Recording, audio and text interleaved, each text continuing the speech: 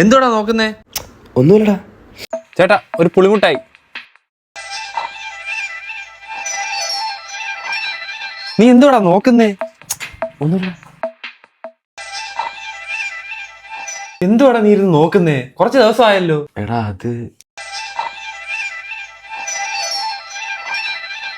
എടാ യോധയിൽ ആസ്യം കണ്ടിട്ടേ ഇതുകൊണ്ട് ആ സാധനം അനക്കാൻ നോക്കിയത് ഞാൻ.